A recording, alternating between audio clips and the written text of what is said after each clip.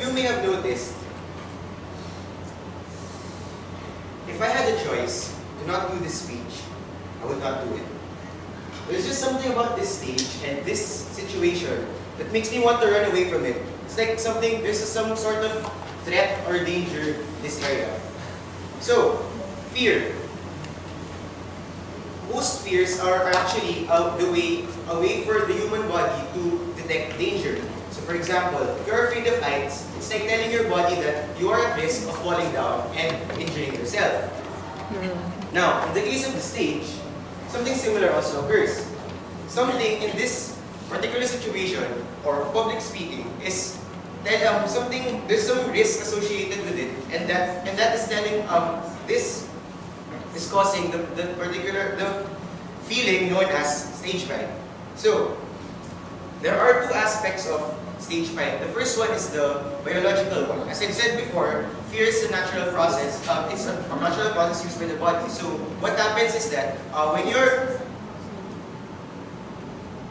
you're afraid, or when an external stimulus tells your body that you need to be aware, be cautious about something, it sends signals to you. The brain sends signals to your body, and hormones with abnormally long names are sent to various parts of your body, which cause certain symptoms of stage fright or any fear in general to manifest in the body. For example, your heart rate and your breathing rate increases. So when I do this, I feel my heart pounding, and yes, whenever I breathe, you also hear the breaths. Another thing that's affected is some of your blood vessels are constricted, particularly the ones that are not supposed to be used in that situation. Because what happens is, since the body views your particular fear as a threat, it's the fight or flight response if your body is activated. So it's like the body is preparing you to either fight the stimulus or run as fast as you can from it. And these manifestations act as preparatory steps for that choice that your body has to make.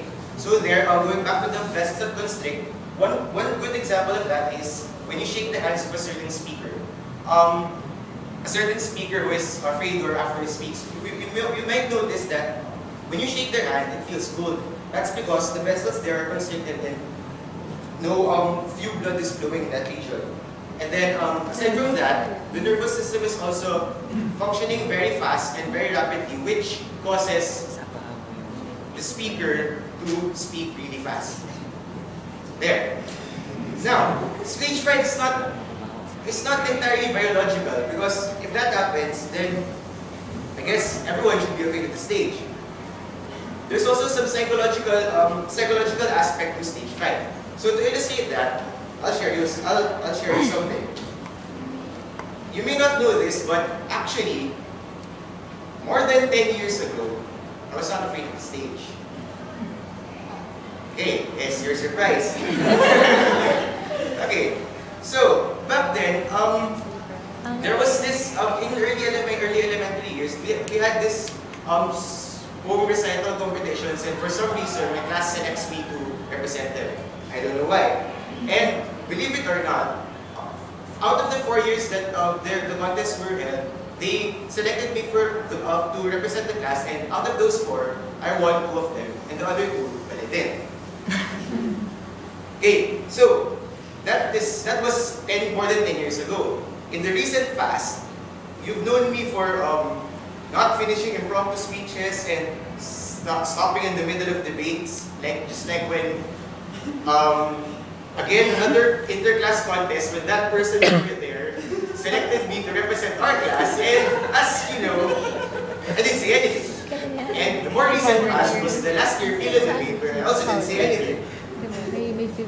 And you girls are part of the debate with that. Yes. Anyway, so what was present now, which is not present more than 10 years ago? The first one is the fear of committing an error. That maybe when we were younger, most of the time, most of the things that we do, we're usually not aware that the things we do are errors or wrongs, or we don't perceive them as wrong unless people tell us that it's wrong. But now, we usually tend to overthink things and sometimes when you do something, you might think that, oh no, I might make a mistake, or we worry ourselves too much of committing an error. And this thought creates pressure in the speaker, which in turn causes stage fright. The next thing is the fear of doing something embarrassing. Again, when we were younger, we didn't know what was embarrassing unless we were informed by older people or by others that it was embarrassing.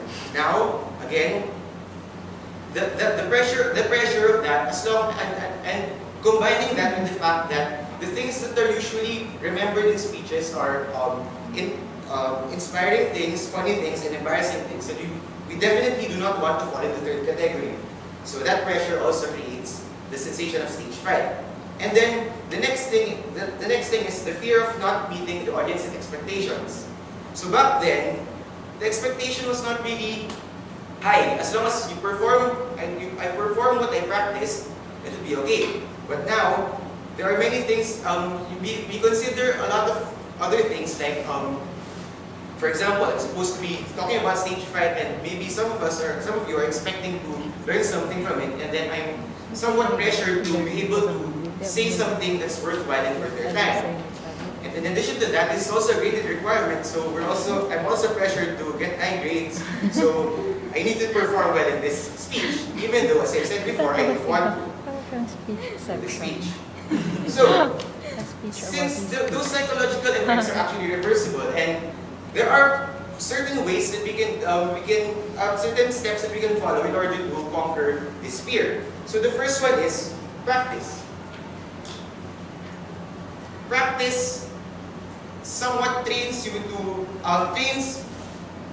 trains the body into thinking that the activity you're practicing is a normal thing to do. So for example, if you're studying math, you're practicing really abnormally long equations. After solving hundreds of them, you'd think that a long equation is actually very short and very easy.